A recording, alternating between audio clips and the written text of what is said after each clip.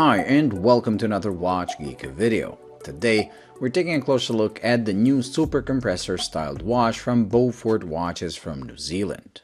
The initial impression I got in the unboxing is still holding me strong with this one, and I can say without a doubt it is one of the prettiest super compressor and dive watches I ever handled. The case, that is also perfectly sized at 39mm in diameter and just a tad over 46 lug to lug, screams 70s with both its shape and finish, while 12.5mm in thickness makes it sit comfortably and planted on the wrist.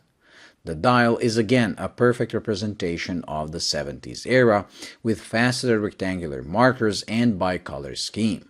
The only thing that doesn't belong to the 70s style are the hands, but given they're extremely legible and in the spirit of other Beaufort watches, I think they fit the watch perfectly. Because the minute and hour hand are easy to distinguish and are both the perfect length for their markers, I really can't find a flaw in design. The lack of a date function may bother some as it decreases functionality, but I prefer it like this as it is perfectly balanced and symmetrical. The inner rotating bezel has a nice brushed finish and with embossed numerals almost looks like it's made out of wood. The crystal is sapphire as you would expect, and the movement is a Swiss-made STP 111, which makes it more interesting and premium than if they used the Seiko NH35, but at the same time keeps the price in check. It beats away at 28,800 BPH, comes with hacking and hand winding, and is a true no-date movement, meaning you don't have the ghost click for the date. The two crowns are very easy to grip and operate, and the lower one with a flower motif is used for the movement, while the upper one with a crisscross engraving, a nod to the same pattern found on crowns of the original super compressors of the 70s, is used to operate the inner bezel that is bidirectional and uses friction to stay in place, so it has no clicks.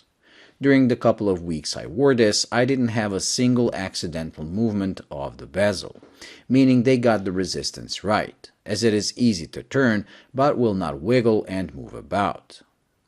This one came with a beautiful and soft leather strap, but the watch is available with a tropic rubber, a much better fit for a dive watch, and the regular oyster-styled bracelet. I tried different straps I had laying around at home, including a mesh bracelet, and I must say I found it to look the best with a mesh, but wear most comfortably on a two-piece nylon. The prices are $596 for all color variants, but in the pre-order phase they dropped to $507, which in my opinion is excellent value, especially given how gorgeous the watch looks. One thing I found bothersome, and it made me write back to them, was the amount of dust and overall finish quality under macro, which is definitely not on the same level as the rest of the watch.